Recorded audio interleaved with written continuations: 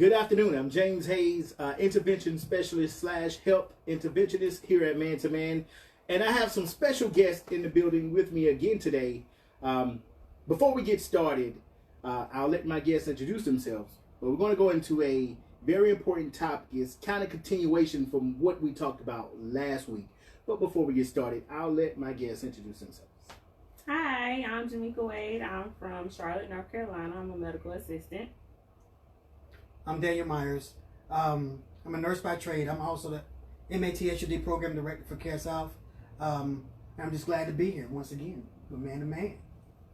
And I'm glad to be here as well. And, before we get started, listen, for all the fathers out there, substance abuse is not cool. Not at all. It is not cool. I ask that you think about your families, think about your job, and think about what you have to provide for, who you have to provide for. We're here today not to point the finger, not to say anybody's wrong or right, but we are here to talk about a very touchy, sensitive topic again today. Brother Daniel. Yeah, we're going to talk a little bit about substance abuse again, and we're going to talk a little bit about treatment of substance abuse and prevention of substance abuse. We understand that this is one of the epidemics that we're facing all around our country. There's a lot of people dying from overdose. There are a lot of people being addicted, especially now due to the COVID-19 pandemic. A lot of people find themselves anxious and self-medicating, which leads to substance abuse. So we are hoping that over time that we can get everybody the treatment that they need, and we can alleviate this epidemic of substance abuse that we have through our treatment processes. So I guess I can ask the both of you guys this. So far, what's been done about substance abuse? I mean, it is an epidemic, right? Right. So what's being done? What do you see in your communities that's been done about substance abuse? Well, in my community, I'm from South Carolina, so you see a lot of substance abuse being used, especially like what you would call like little rural areas. So just being in, having family members and just people outside, they use it as a recreational type thing, so to say. It's a lot of, I don't necessarily know if I see a lot of change that's being done with substance abuse, because people use it as a crutch sometimes, so to say. It's, it helps me to understand stuff. It helps me to be a little bit more calm. So I think people use it as a crutch more than anything. Well, and just to piggyback on what she said, we know that the federal government has a big push as far as treating people with substance abuse and alleviating the substance abuse epidemic. By her statement, I know that what my job is pushing me to do a little more community education as far as substance abuse and treatment and everything else. We understand that with substance abuse, that it comes a stigma with it, and so it hinders people from seeking treatment when they really need it, because they feel like their family members or friends might think that they are soft, or think that they are weak, or it might make them seem too vulnerable. And so it also might make them seem weak to the effect where I can't handle my situations. But we understand that there's a big push all around the country, all around the nation. Even in South Carolina, there's a big push with alleviating the substance abuse and epidemic that we face every single day. Great. And before we continue on, I just want to remind our participants who are watching this live, be sure to comment, like on the video. Be sure to share the video. And let us know that you're there. Feel free to ask questions. I'm looking at the questions here as we talk. So occasionally you'll see me look down at my phone to answer some of the questions that you guys may have who are listening. So Daniel, I have a question for you. Mm-hmm. How do we talk to our children about substance abuse? Education, the earliest we can start education, the better off we are when it comes to substance abuse. Our children we shouldn't sugarcoat substance abuse with our children. They should be aware of what drugs are on the street, the signs and symptoms of substance abuse. They need to be aware of what treatments are out there, what to avoid, and the education of what the side effects and what the end result is of substance abuse.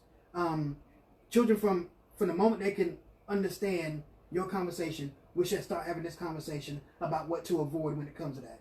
The earlier we start, we can change the culture, and we can alleviate and eliminate the problem that we have now with substance abuse.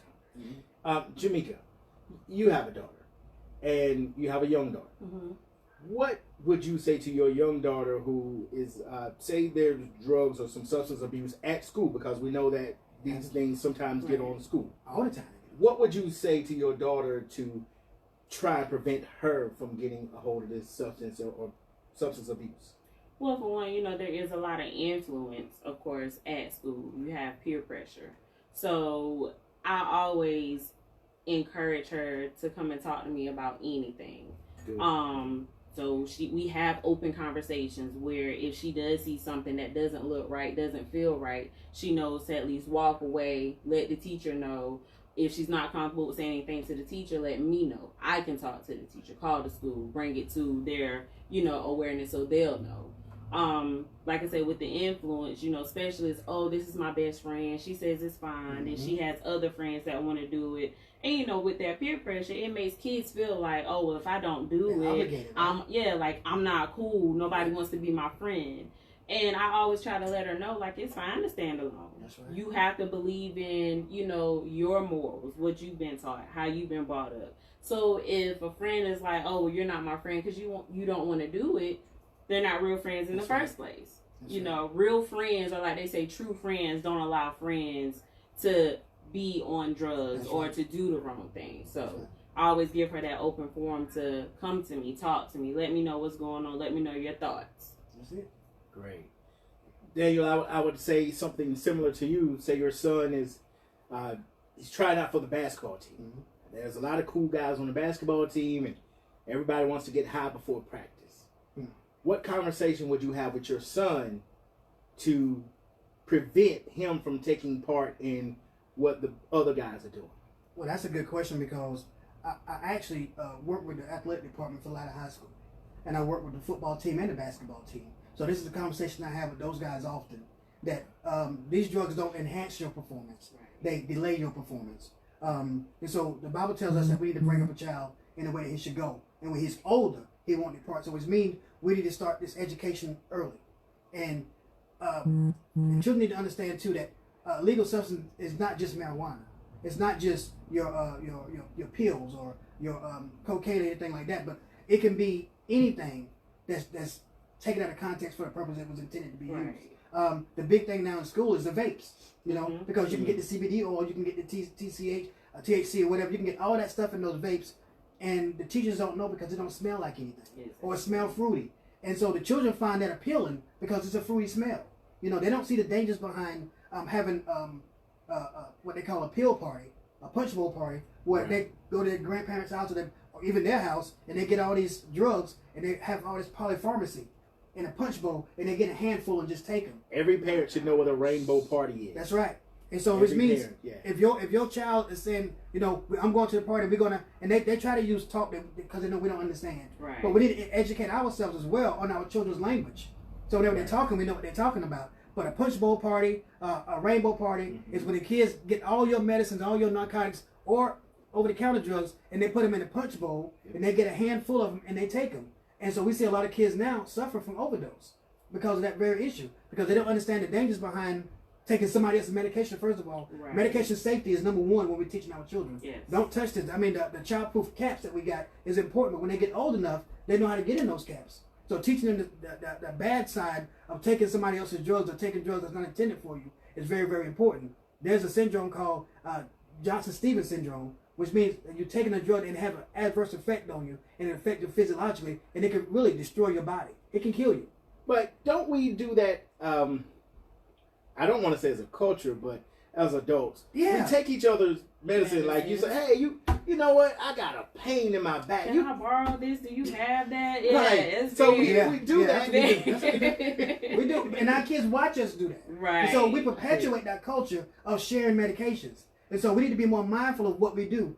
I mean, it's nothing to go to the average household and somebody, for family dinner, and somebody be like, I sure got a headache. Well, look in there and get them Percocets the doctor gave me for my toothache and use it for your headache. Right? So over time, that's perpetuating, that's educating the child on how to become a substance abuser. Right. Because now I'm taking a drug that's, first of all, not mine. And then it's for a purpose that was not intended to be used for. Exactly. Right? So, and that's what leads to substance abuse, because our body becomes dependent on something to have normal functioning. And that's what dependence is. I depend on this drug to have normal functioning all before I didn't need it. But now because I've been taking it so long, I can't function without it. And so you see people in the street that said, I'm doing this recreationally. But if you see them 4 or 5 days without that, they're not normal. They're not functioning normally until they get that again. And they call it normal functioning. It's not normal functioning. Normal functioning. And I'll say this. That's a beautiful picture of a family. Mm-hmm. And one of these people who could look normal could be abusing drugs. That's right. I mean, so you can't just look at people sometimes and tell that they're abusing drugs, right? That's right. But substance abuse affects any age, any race, any ethnicity, any social status. You know, so just because I'm rich don't mean I'm immune to substance abuse. Just because I'm poor don't mean I'm immune to substance abuse. But all those aspects makes me more vulnerable to substance abuse. If I'm extremely poor, then I need an outlet. If I'm extremely rich, then I need to have something to deal with my anxiety. Right. So it affects everybody, even educationally. I could be the smartest person in the world, understand that that substance abuse is deadly. But because the need for the drug is more important than my need for knowledge, I'm going with what's going to relieve that issue that I'm dealing with right then.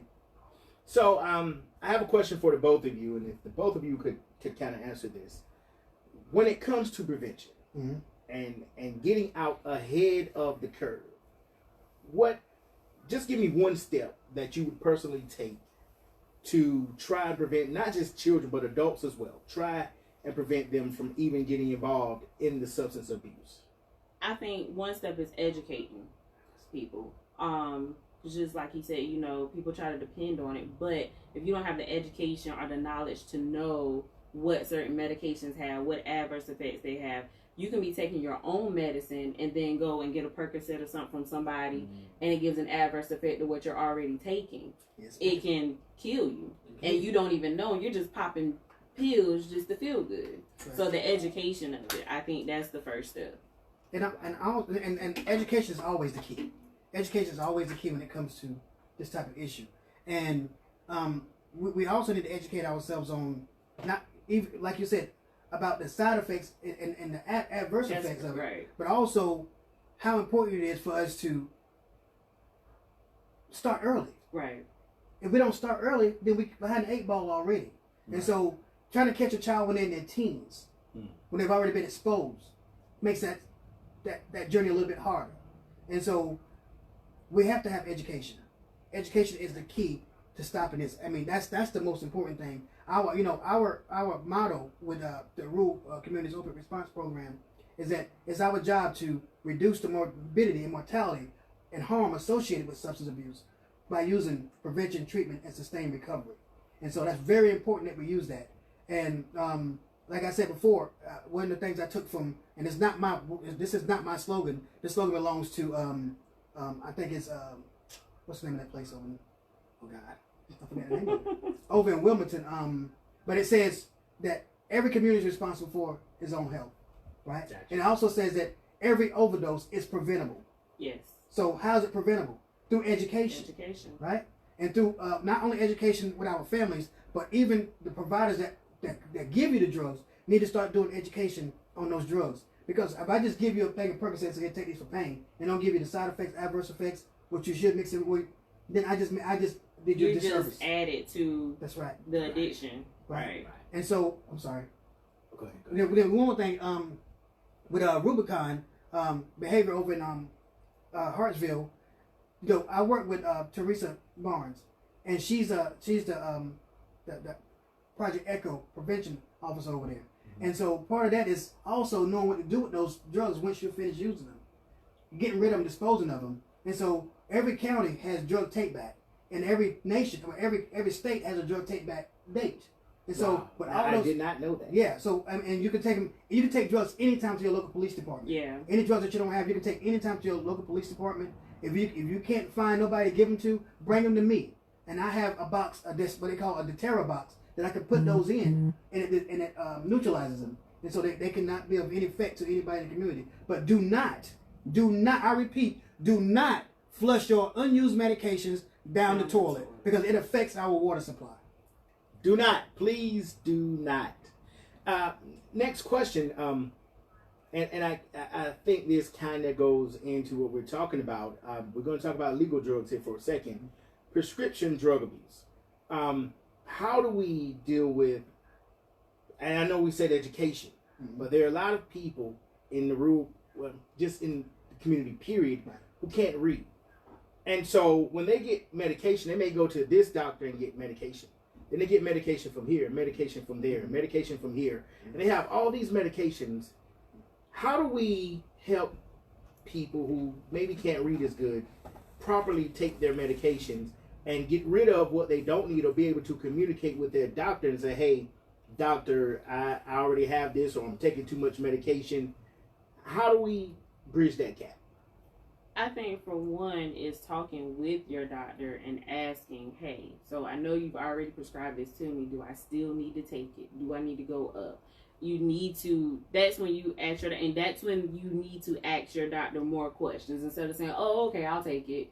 You need to be aware yourself of the effect that medicine is having on you, so that when you do go back to the doctor and they're giving you the same thing again, it's like, do I still continue to take it, knowing this is how it's making me feel? You have to have that open communication with your physician, with all of your doctors. Because if you're getting something from this doctor, something from that doctor, you need to talk and be open with it. It's just like going to a restaurant and somebody saying, you know, what would you like to eat? Oh, whatever is good. You know, it can be anything. You know, like a lot of people don't ask a lot of questions nowadays. And, you know, it still goes back to the education part. You know, if you don't ask questions, you don't get the correct answers. And you know, it's a requirement of the provider to make sure that he or she does medication reconciliation. Right. Which means that's why they ask you every time you come to the doctor, bring all your medications in.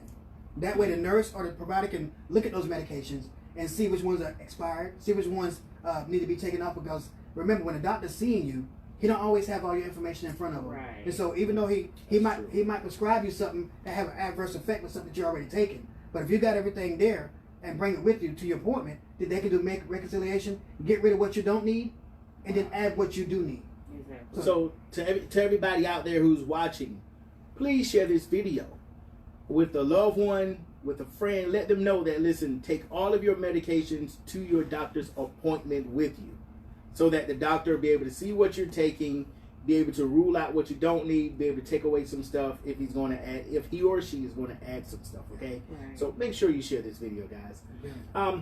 Illegal drugs, are better known as street drugs. Right. We know that there's constantly different drugs coming onto the market. We talked about last week how people are being creative now because of the pandemic, and how they're creating different drugs, and we don't know the effect of the different drugs they're creating. But believe it or not, there are people who believe that you should not be jailed for certain drugs. Well, there are drugs that there's no medicinal purpose for, and it's only strictly for recreational, right, use, such as cocaine, such as heroin, such as I don't know, I say ungraded fentanyl, unmedicated, non-medicated fentanyl. Those things can be deadly, right? People talk about marijuana, okay? Marijuana does have medicinal purposes, but it should be done under supervision of a provider. You shouldn't be saying just because you, because your vision blurry, you go and see the local street pharmacist, right? And say, look, I'm having glaucoma. I need a 20 packet out of a loud that you got. Or no, I can't handle the loud. Give me a little bit of that mid or some of that Reggie that you got, right? Those are street names for marijuana. Okay, so we should actually, if we having issues with our eyes, first of all, men don't see the doctor, and some of us have vision issues, and so we like to self-medicate because we feel like I don't have enough time to go to the doctor, and so they start to self-medicate with stuff that they heard people talking about in the street that's good for it, right? People say, well, if you need to calm down because of all the stuff you're going through home, just get you a little blunt, just smoke it one time. You know, it's gonna mellow you out. You know what I'm saying? Right. And if you got a problem with your eyes, it's gonna help you see clear. Right. I mean, it's here. God put it here for me and for you. It's Friday. We gonna get high today, right? Don't pay attention to that movie. It ain't that much fun, right? Let it go. Ain't no smoking in here. Let it go. Let it go. It's not cool. It ain't cool being high. Come on. Next slide. Okay. All right. So, of course, we got the marijuana chart here. And I guess these are some of the names that they call marijuana, like chronic and ganja, giggles, good Jane. I never heard of that. Flower weed, pot, smoky, dope, skunk. And these are all the old names, James. These are old. These people don't use these names no more. How many names can one drug have? As many people that take them. Everybody got a different name. I think it goes with the way they feel. That's it. They got the Incredible Hulk, right? They got the Incredible Hulk. They got the Neon. They got the like I said, the Loud, the Mid, the Reggie. They got some other stuff. Man, look, it's so many names for marijuana. I don't know what they talking about. A movie, right? A drink, an entree. I don't know what it is, but it's just come on, man. This is the craze right now. You know what I'm saying? Wow. And we need to be mindful. Wow. So we definitely should be mindful that in the state of South Carolina, it's still illegal. It's illegal. Marijuana is still illegal. So, and I know a lot of people. That's the next question I want to ask you guys. You know, people when they are at work, sometimes they like to smoke a little pot to ease them off, right? What advice would you have someone who's working? Just say no. Don't do it. Just say no. Just don't do it. Don't do it. Because listen, you can smell it on somebody when they walk through the door. Yeah, you ain't hiding. You're like, there's no way to hide. You can't spray that off. No. You can't cough drop that off, gum that. You can't do that. You come and smell like marijuana and CK1. Exactly. And even at the clinic where I work at, like, you know, although I'm in the back and we do drug screens and everything, but you can smell a person when they walk through. If I can smell you from the front door to my nurse's station, then that's saying something. Yeah. I mean, you've been doing it for a while. That's not regulation. That's a habit. And then not to mention the safety aspect, because if you're in a workplace where you're operating heavy machinery, people think that you know I'm more in tune with myself when I smoke this stuff. My vision is clearer. I'm sharper. My reflexes, my responses are a lot faster. They lying because marijuana is a depressant. It slows you down. down. It slows all that stuff down. So you're fooling yourself thinking that you're on top of the game when you're really putting your coworkers and yourself in jeopardy. I mean, you can hurt somebody or you can even kill somebody when you're under the influence of a substance. Or yourself. That's right. So even if it was made legal in South Carolina, it's a possibility that jobs still would not accept it. No, because of the safety aspect. And we got to remember too that even though a state make it legal, that don't mean it's federally legal. That's right. It's still against the law. Okay, so which means I can't just go willy nilly and just have marijuana on me. Just be doing. The state might not do anything, but suppose the federal government decide, look, I'm tired of this, or you carrying it down the highway. You know, for instance, just say if I'm coming from California, where it's legal, and I'm coming all the way across the country into South Carolina. It's legal where I left, but it's not legal in South Carolina. So which means I just transported in traffic marijuana, and that's a felony. And so we have to be careful of the state laws that we're in, and also the federal laws that we have to deal with when it comes to substances and illegal substances. Wow. Okay, so the general short-term effect for marijuana is problems with learning and memory. What does it do to your memory? Do it make you forget things? It delays. Okay. It delays. So not that I've never taken it before, but I've been around people who've done it. And you ask them a question, and they might be like, huh? What you say? What'd you do today? But they ain't high. But it's not affecting them. But you can't give me a coherent answer. You can't give me an answer that you should know right off the bat. It should be a quick response. Right. So it distorts that. It slows brain activity. And it affects that learning capacity. And also the capacity to make decision-making capacity as well. Wow. But also, and it says problems with learning. So it wouldn't be a good idea. You're getting ready to go to a training. And you need something to calm your nerves. And I'm just asking questions, you know, because I'm getting a lot of questions in. So it would not be a good idea if you're about to go to training to smoke some marijuana to calm your nerves. It would not be a good idea. Right? That's never a good idea. That's not the smartest idea. No, especially if you're going to training for a job. Exactly. Because could potentially give you a drug test. That's right. Right then and there. That's right. Yep. And can we talk about that drug test for a minute? Yes, sir. Because people are in the impression that they can take this and take that and get marijuana out your system. Oh my God. You cannot get marijuana out your system.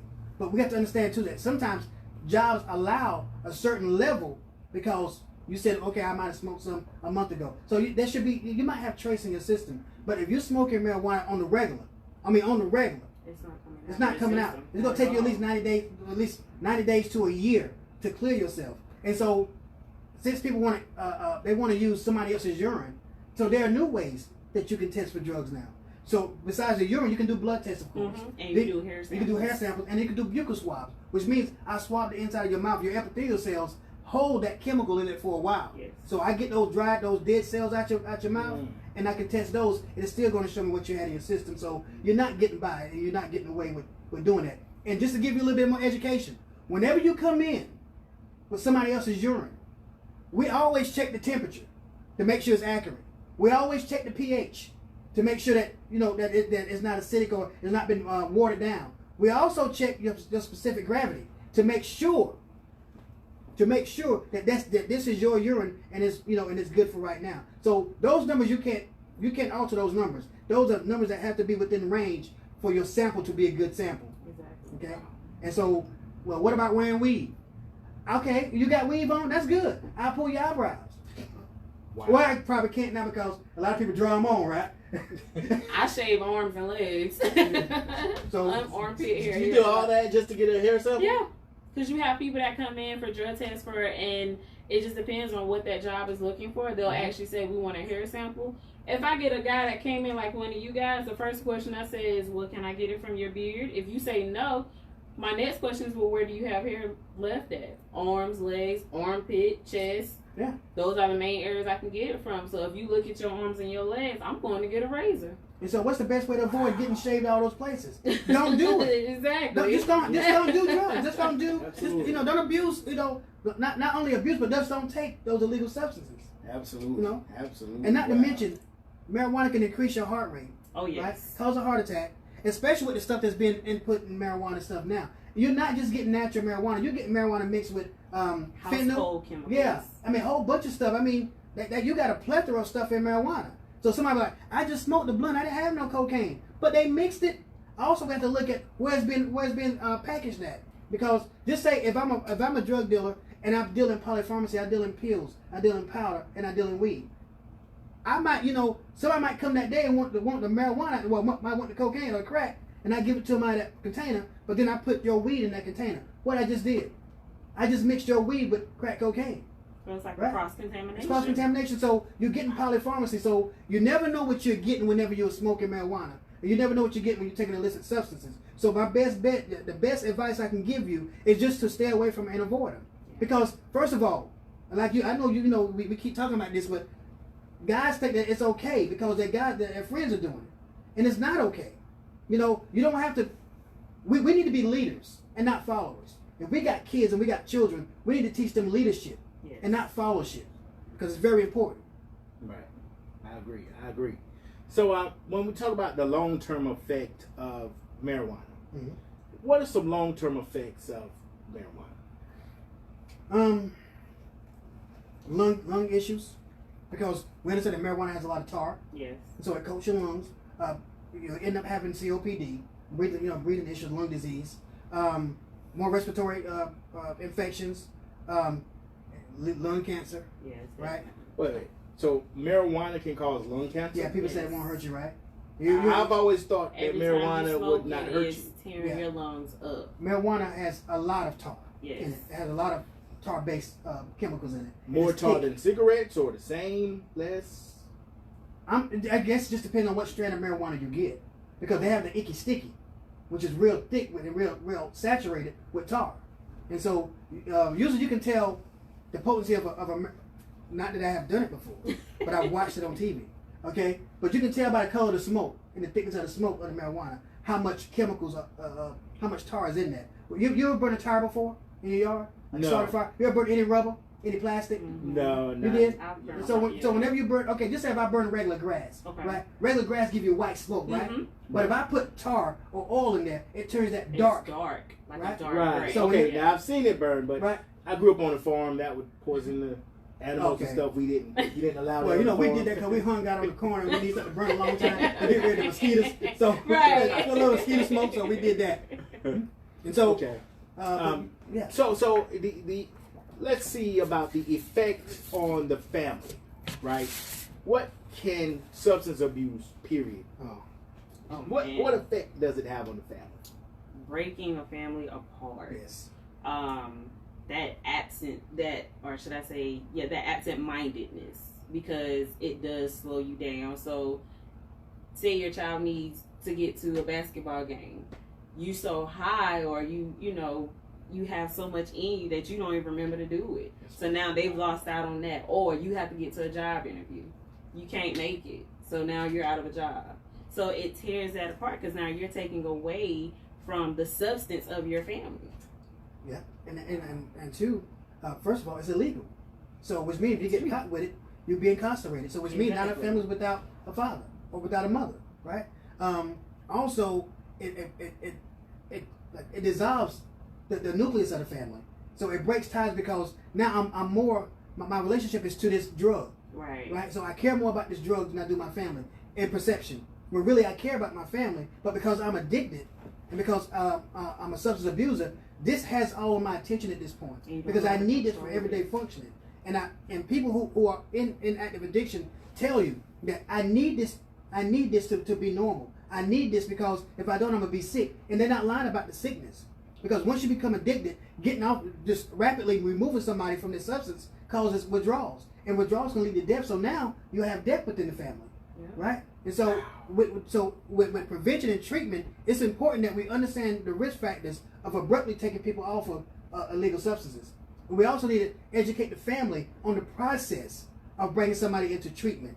Also educate the family on removing the stigma behind seeking treatment. You're not weak because you're doing it. It actually makes you stronger to know that you have a weakness and you need help. Right. The Bible says this, that it's in our weakness that God's strength is made perfect, right? That's what it says. And even in our weakness, our family has to be that strength that we don't have, right, to help see us through substance abuse. And so even when we feel like everything is hopeless, that person is hopeless. How many times have we been hopeless before, and somebody came and gave us a little sign of hope? No, when a person who's under substance have that support system and have that support structure from their family and from community and from the community leaders, it makes going through that treatment a little bit easier. It's never going to be easy, but it's going to be more effective when we have that. And also, like I said last week, we got to have mental health counseling. Yes. We have to change the mindset, and we have to change we have to find the root issue of why I'm doing this. So can substance abuse be linked to domestic violence? Definitely. Yeah. Definitely. So we talk about substance. We stuck on, we've been talking about marijuana and all this other stuff, but alcohol is a substance. Oh yeah. Right. And so early on in my early life, my father was alcoholic, and so it made him mean. When he was sober, he was the nicest person you wanted to meet. But when he started drinking alcohol, it made him a mean person that he wanted to fight. So did we see domestic violence? Yes, we did. But as when he was delivered, when he came off of that substance of alcohol, right? His whole attitude changed, and that loving and caring personality he had showed forefront. And so being on the substance, we talked before about how it affects our mindset. Mm-hmm. It changes your mind. It changes your mental makeup, and it makes you angry because you start wanting something, you can't get it. Can't get it. And so now everybody's to blame why you can't get it. Right. And so sometimes you use that anger. You use that anger as an excuse to get out, to go and obtain that substance. Right. And so, I never thought that. Well, I guess I should have thought it, but I never thought that substance abuse could cause domestic violence, which in return can hurt the family, mess up the family structure, right? Yeah. Because now you're fussing and fighting in the home, and there's all kind of issues going on with the parents. So now somebody may have to leave, or somebody's hurt, which in return affect the children. Exactly. Not to mention it's financially. Oh yes. Expensive. Whenever you get charged with domestic violence, because I think the first offense is $1,200, and some jail time, but domestic violence second offense, it's sure enough jail time. And listen, just because if you call the cops or somebody call the cops and say that there's domestic violence going on in your house, I don't care who's in the house. If you and her are fighting and she's the aggressor, she's going to jail. Even if you say I don't want her to go to jail, the state has the right to pick up that charge. So if you report it, they're gonna see it through. Because how many times have a person been left in a situation that was violent out of fear, saying, "Oh, he didn't mean it," and then the next call was the coroner coming in identifying that person. Exactly. So, and was it because of substances? Substances play a big part in domestic violence. Plays a big part. But as men, we need to be more aware of our anxiety issues, of our anger issues, the depressive issues, and not seek illegal substances to medicate us. But we need to seek mental health. And in seeking mental health, we can get to the root of our issues, and it can be a better process of having to deal with and cope with those things that we have a deficiency in. Because I also see that the long-term effects of marijuana can cause depression, anxiety, and psychosis as well. That's where the violence coming in, psychosis. Wow. Okay. So, what would you say if here we are? Say we're school teachers, and we have a classroom full of seniors, and we know that these seniors could possibly have access to drugs. As a school teacher, what is our duty and responsibility? What would we say to these kids? Or who would we alert? Who would we talk to try and get the word to our kids to leave drugs alone, or to not even deal with drugs, get away from anybody who's using it? Well, as far as being a school teacher, it's almost like you're a parent away from the home. So the same as with your parents, you just have to educate them. But you also have to show these kids that you care. Don't just say something and then don't care about it. Like, let them know how you feel. Give them the education. If you see that there is an issue, of course you report it to a higher up, or you call officials and let them know what's going on. So to me, it's like being a teacher / a parent. You have to let kids know that you care, so that they can come to you if they do have an issue, so that you can help them get to the bottom of it. And you're also mandated reporters. Right. So if there's illegal activity going on the school campus, it's your job to report that to your school resource officer, because every school has a resource officer. Yes. They need to know about it. Your principal need to know about it, and that need to be in turn translated to your parents or what happened. And so when it says sometimes children get themselves in predicaments that they don't understand the severity of it, and so education once again is the key. We start early. We prevent this. We have to be reported. Also, if we start this early enough, we can get everybody on track with finding out who's been doing it and reporting it. Children will take care of children. Oh, yeah. They'll confront each other, but they'll also be led by each other. Exactly. So we have to teach our children, first of all, to be leaders and not followers of everything. And that comes in with that peer pressure. That's right. Wow. So I was doing some research, and somehow I got on researching marijuana, which is why I have a lot of questions about marijuana today. I see that marijuana can make some physical changes in men. Can we talk a little bit about the physical changes that long-term marijuana use can have on men? Yes. So if my bodily functions slow down, my heart rate slow down. I know this is rated PG. So if men, just say, I'm gonna use a man, okay? It's okay? So if men are on marijuana and on marijuana on a regular basis, it affects the heart. We already said that, right? So it's going to give increased blood pressure. Increased blood pressure means I got to be on medication, right? So I start taking, let's say I start taking metoprolol, right? Which is a beta blocker, right? So it slows my heart rate, opens my blood vessels, slows my heart rate. So now I don't have any pressure. So without blood pressure, I cannot get an erection. So it lessens and it slows down my libido, which means I can't have intercourse because I can't get an erection. Also, it decreases your testosterone level. So it causes a man to have a higher level of the woman hormone, estrogen, which gives you gynecomastia, right? Which means man boobs. Yeah. Okay, right? I was about to actually explain. Yeah, man boobs. So you start having those rounded boobs that look similar to a woman's. It also affects your sperm count, so you can't produce, you can't reproduce, you can't have children, and it sterilizes you, and it shrinks your testicles. So that should be one sign right there for men that you don't want to do it. It shrinks your testicles, makes them smaller. You don't want that. No, you don't want that. Don't want that. You don't want that. So, I mean, it's just, it's horrible. It's horrible. Yes. So I want to encourage everybody out there, if you have used marijuana before or any type of illegal substance, I want to encourage you to seek help. Stop if you can on your own, but if it's hard, if it's difficult, we ask you to seek help, and there is help out there available. It's a lot of help out there available.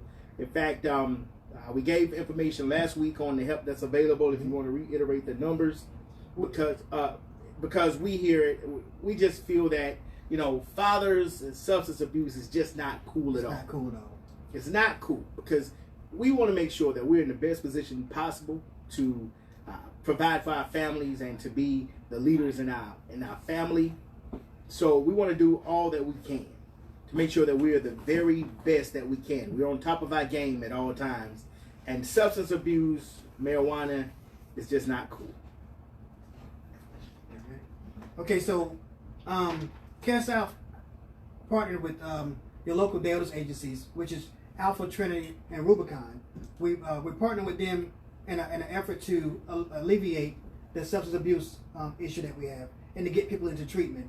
So what it is that we offer medication and we offer behavioral health counseling. If you get counseling through us, and most of the time you get counseling through the local day elders agencies, which is Alpha, Trinity, and Rubicon.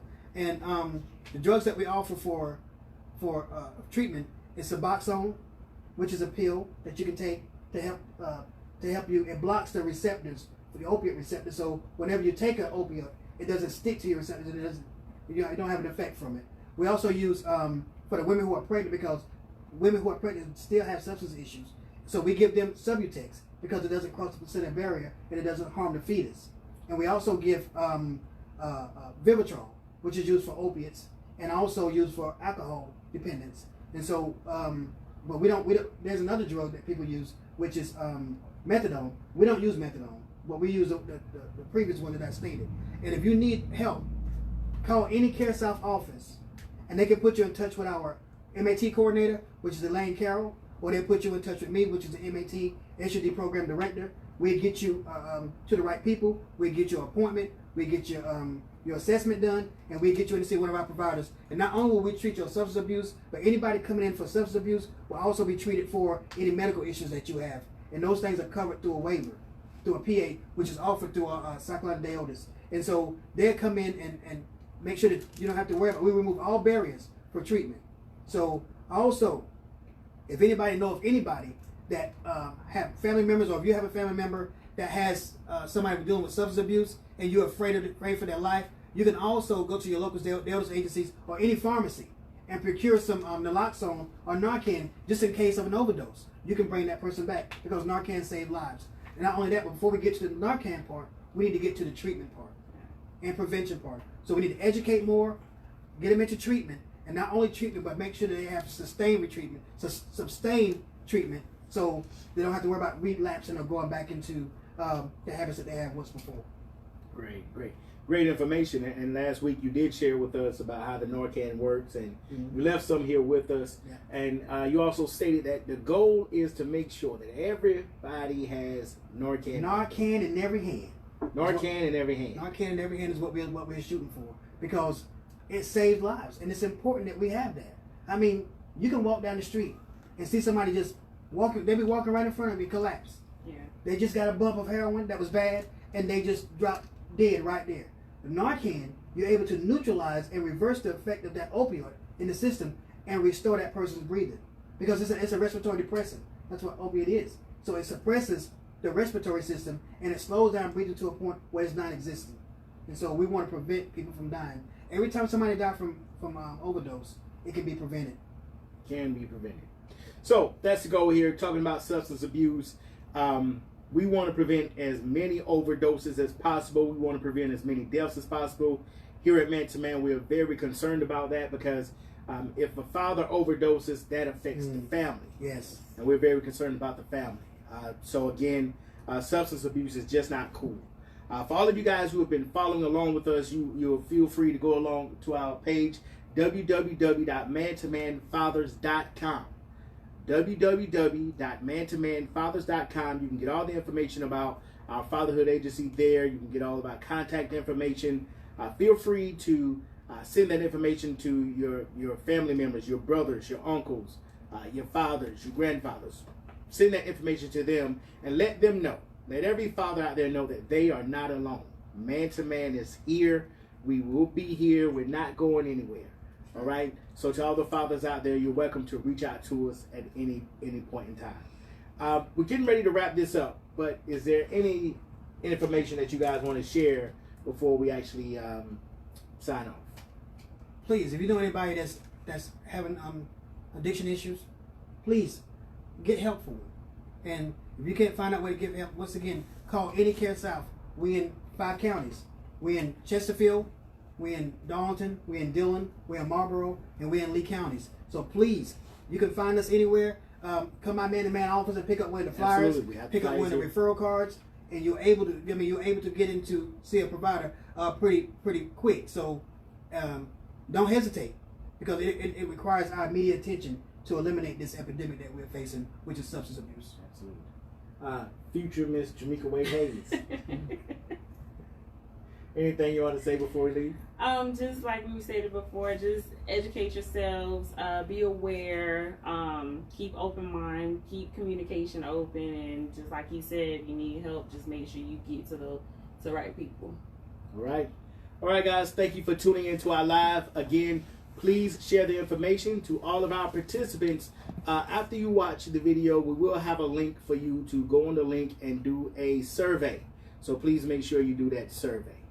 Man to Man, James Hayes, intervention specialist / health interventionist, out. Thank you for your support.